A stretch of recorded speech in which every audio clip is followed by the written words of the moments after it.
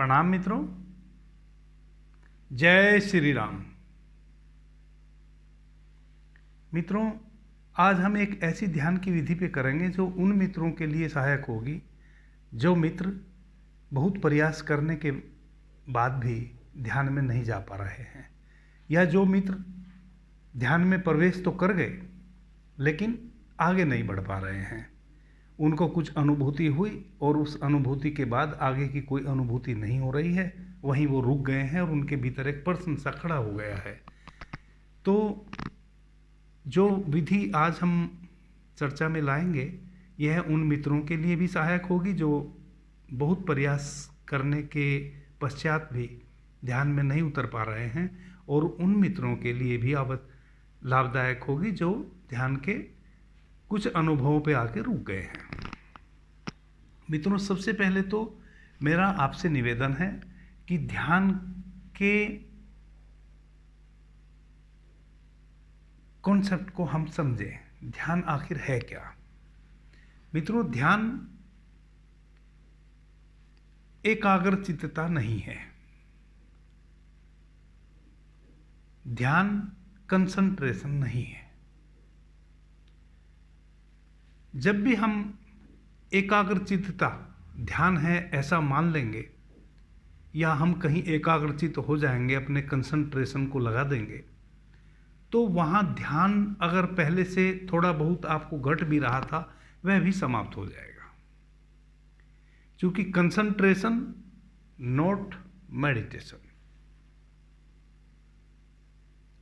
वो एक अलग ही दुनिया है, वो एक अलग ही विज्ञान है। कंसंट्रेशन ध्यान में सहायक तो है, लेकिन कंसंट्रेशन ध्यान नहीं है। तो जिन मित्रों को कुछ कुछ अनुभव भीतर होते हैं और वो फिर उन अनुभवों पे रुक जाते हैं, इसका मतलब वो कंसंट्रेट करते हैं, स्वयं को कहीं ना कहीं एकाग्रचित्त करते हैं, यानी कि किसी एक स्थान पे वो आके खड़े हो जाते हैं और वहाँ से बाहर नहीं निकलना चाहते या वहाँ से आगे नहीं बढ़ना चाहते, उसी में खो जाते हैं, उसी में खोए रहते हैं, उसी में अपने ध्यान को लगाए रखते हैं। मित्रों, आज की जो विधि है इसको हम 4 भागों में विभाजित करते हैं।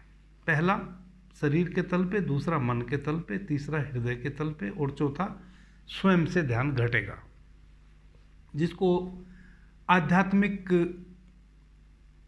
यात्रा में हम तुरीय अवस्था कह सकते हैं।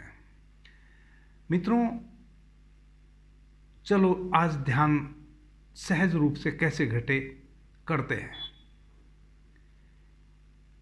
सहज बैठ जाओ, किसी भी आसन में बैठ जाओ, और हम आज और कुछ भी नहीं करेंगे, सिर्फ और सिर्फ अपने शरीर के तल पे हम ध्यान करने की कोशिश करेंगे।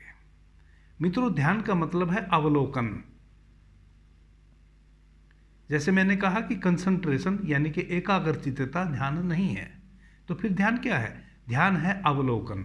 अवलोकन कब कर सकते हैं हम? जब हम होश में हों, जब हम प्रज्ञा में हों, जब हम पूर्ण होश से भरे हों, तभी हम किसी भी चीज का अवलोकन कर सकते हैं। तो आज हम अपने शरीर का अवलोकन करेंगे। आंख बंद करके बैठ जाएं या लेट जाएं।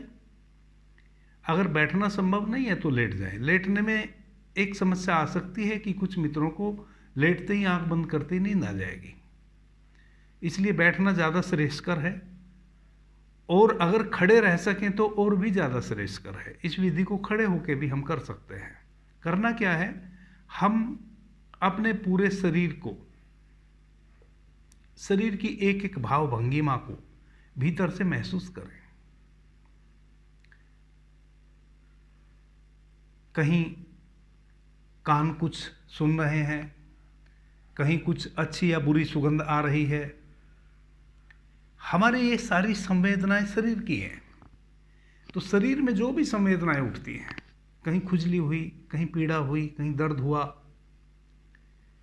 कहीं कोई कान से आवाज आई, कहीं नासा से कोई सुगंध आई, दुर्गंध आई, जितनी भी ये अवस्थाएं हैं सब शरीर की अवस्थाएं हैं। तो हम सबसे पहले शरीर के तल पे स्वयं को होश से भरें। ये जितनी भी संवेदनाएं हो रही हैं, इनके प्रति जागरूक हों, इनके प्रति होश से भरे रहें। एकमात्र अगर आपको कुछ करना है तो वह यह करना है कि आपने अपना होश संभालना है, बेहोशी नहीं आने देनी है। तो पहले चरण में हम 5 मिनट अपने शरीर की संवेदनाओं को देखेंगे। कान से कुछ सुनाई दे रहा है। अच्छा, जब हम देखेंगे, यानी कि फिर मैंने पहले ही कहा कि कंसंट्रेट नहीं होना है। जैसे कान से तो विभिन्न ध्वनि आ रही हैं, आप कहीं भी बैठ जाएं, अपने घर में बैठें, घर से बाहर बैठे, तरह तरह के साउंड बाहर से आ रहे हैं, दिन हो या रात हो। रात में बल्कि साउंड, ट्रैफिक का साउंड बंद हो जाता है, झिंगुर की आवाज़ें आने लगती हैं, तरह तरह के जीव जंतुओं की आवाज़ आने लगती हैं, कीट कीटाणुओं की आवाज़ आने लगती है, कीट पतंगों की आवाज़ें आने लगती हैं। लेकिन आवाज़ कभी भी शांत नहीं होती। अब कोई आवाज़ मीठी होती है, कोई हमें थोड़ा पीड़ादायक होती है, कठोर सी लगती है, तो चुभने वाली होती है। तो हम किसी भी आवाज़ की, यानी कि कान से अगर कोई भी साउंड आ रहा है, कोई भी ध्वनि आ रही है, किसी भी प्रकार की आ रही है, अगर अच्छी आ रही है तो भी, बुरी आ रही है तो भी, अपने आप को कंसंट्रेट नहीं करेंगे किसी भी ध्वनि पे। भांति भांति की ध्वनि आ रही है, सबको एक साथ इकट्ठा आत्मसात करेंगे किसी एक ध्वनि। कंसंट्रेट का क्या मतलब हुआ ध्वनि में, कि जो बुरी बुरी है उसको हमने त्याग दिया, जो अच्छी है उसको पकड़ लिया, उसको ध्यान से सुनने लगे, भीतर ध्यान से सुनने लगे, एकाग्रचित हो गए। एकाग्रचित हो गए, ध्यान खत्म हो गया। तो किसी एक ध्वनि को नहीं सुनना है, सारा शोरगुल इकट्ठा सुनना है। जब आप इकट्ठा सुनेंगे, जो भी घट रहा है, कहीं पों पों, कहीं पी पी, कहीं कोई बच्चा रोया, कहीं कोई सामान गिरा, कहीं किसी की आवाज़, मतलब अनेकों प्रकार की, पंखा चल रहा है, हर प्रकार की आवाज़ों को इकट्ठा एक साथ सुनना है। ये है शरीर की संवेदना, यानी कि कान के माध्यम से भीतर ये संवेदनाएं आप तक ध्वनि के रूप में पहुंच रही हैं। सबसे पहले इनके प्रति अवेयर हों। मित्रों, जब आपको यह सध जाएगा, जब आपको यह सध जाएगा, बड़ा मजा आएगा, बहुत मजा आएगा। धीरे धीरे धीरे धीरे आपको समझ में आ जाएगा कि ये शरीर अलग है और मैं अलग हूं। धीरे धीरे आपको ध्यान का एकमात्र उद्देश्य क्या है मित्रों? ध्यान का क्या उद्देश्य है?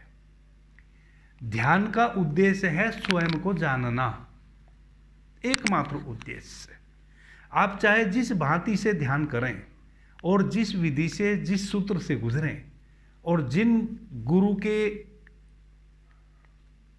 सानिध्य में ध्यान करें, जहां भी करें, अपने घर में करें, किसी आश्रम में करें, बाहर करें, भीतर करें, नदी किनारे बैठें, बाग बगीचे में बैठें, जहां भी आप बैठें, एकमात्र उद्देश्य ध्यान का है स्वयं को जानना।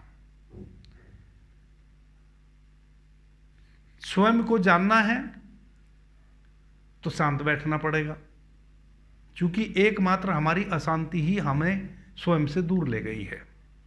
तो शांत बैठ जाइए, शरीर की संवेदनाओं को सुनिए।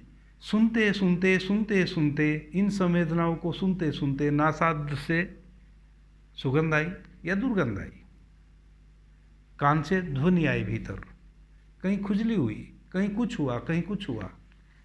कुछ दिन में जब आप 10-20 दिन इस अभ्यास को करोगे ना मित्रों, 2-4-6 महीने करो, मुझे एक बात समझ में नहीं आती है कि मित्र जल्दी जल्दी क्यों दौड़ के भागते हैं।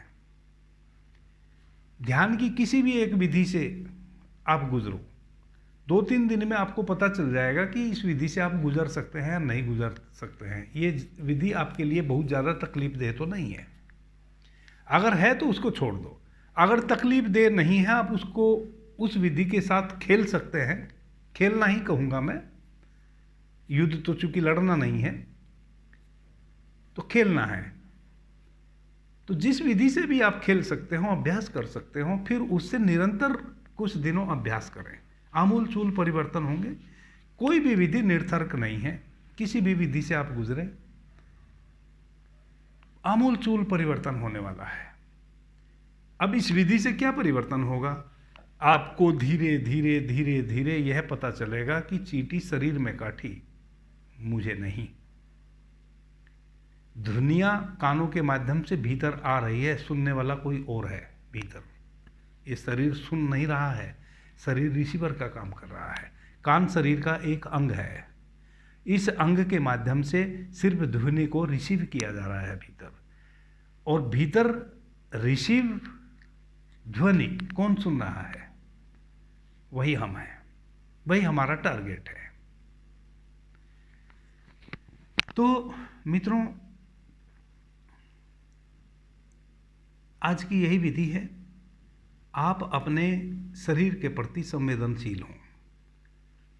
अगर कुछ भी आप नहीं कर सकते हैं तो ये तो बहुत ही आसान है। इसमें आपको करना कहाँ कुछ भी पड़ा, सिर्फ बैठना ही तो है। एकमात्र बैठ जाओ, खड़े हो जाओ। 15-20 मिनट, मैं ज़्यादा भी नहीं कहता, आप 20-25 मिनट ही अभ्यास करें मात्र। सुबह में, दोपहर में, जब मौका मिले तब। मैं ये भी नहीं कहता कि आप स्नान करके ध्यान करें। आप जैसे हैं वैसे ही मेरे लिए इनफ हैं। क्योंकि मैंने तो ये ठाना है कि अच्छों को तो सब पसंद करते हैं। जो अच्छे नहीं हैं उन्हीं को तो अच्छा बनाना है। आप अगर नहाए हैं तो भी, ना नहाए हैं तो भी, टीका लगाए हैं तो भी, ना लगाए हैं तो भी, मुझे कोई लेना देना नहीं है। मुझे तो लेना देना ये है कि जो विधि आपको बताई गई, आप इसमें कितने अपने आप को होश में भर के इस विधि से कुछ दिन अभ्यास कर सकते हैं। मेरे लिए तो आपका होश में रहना महत्वपूर्ण है। आप क्या खाते हैं, क्या पीते हैं, क्या पहनते हैं, मुझे कोई मतलब नहीं है। क्योंकि मैं एक बात अच्छे से जानता हूँ, पैरामीटर आपके भीतर है। समाज की जितनी भी व्यवस्थाएं बनाई हुई हैं वो सब बाहर बनाई हुई हैं।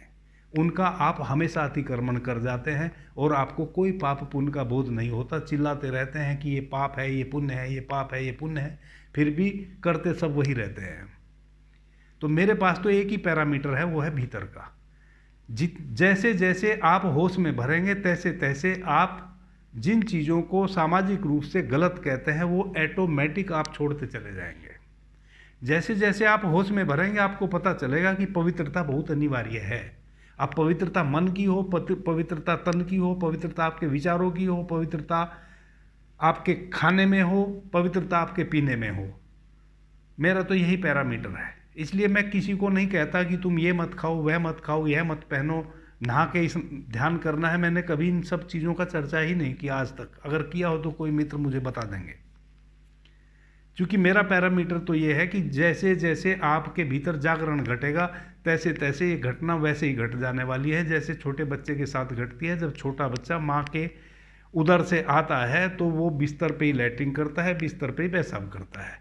जैसे जैसे बड़ा होता है लैट्रिन पेशाब सब पीछे छूट जाते हैं, फिर वो अपने गार्जियन के सामने अपना कच्छा भी नहीं उतारता। धीरे धीरे उसको समझ आ जाती है, उसको पता चल जाता है कि नहीं ये मैं कुछ गलत कर रहा हूँ। यही पैरामीटर है, समझ। यानी कि उस बच्चे को एक समझ विकसित हो जाती है। जैसे ही उसको समझ विकसित हो जाती है वो चारपाई पे मूतना बंद कर देता है, कच्ची में पाखाना करना बंद कर देता है। छोटा बच्चा जब उसको फिर समझ जब आ जाती है, अपनी माँ को कहता है माँ मुझे पोटी जाना है, माँ मुझे पेशाब जाना है, तो माँ उसकी कच्छी उतारती है, फिर वो पेशाब जाता है, फिर माँ उसको कच्छी पहनाती है। ऐसे समझ बढ़ती चली जाती है। तो मित्रों, जब आप संवेदनशील होंगे अपने शरीर के प्रति, 10 मिनट 25 मिनट खड़े होके या बैठ के करें तो ज़्यादा अच्छा है। लेट के भी कर सकते हैं, लेकिन 5 मिनट में आप सो जाएंगे। तो इस विधि से आप गुजरें। कल फिर छोटा सा सूत्र बताऊंगा मन के तल पे, परसों हृदय के तल पे, और फिर तुरीय अवस्था क्या है। 4 चरणों में मैं इस विधि पे बात करने वाला हूं, और हो सकता है तीनों चरण के तीनों वीडियो कल ही मैं आप लोगों को सेंड कर दूं। आपने मुझे ध्यान से प्रेम से सुना, उससे मैं बहुत अनुग्रहित हूं। सभी मित्रों ने मेरा प्रणाम, धन्यवाद। जय श्री राम।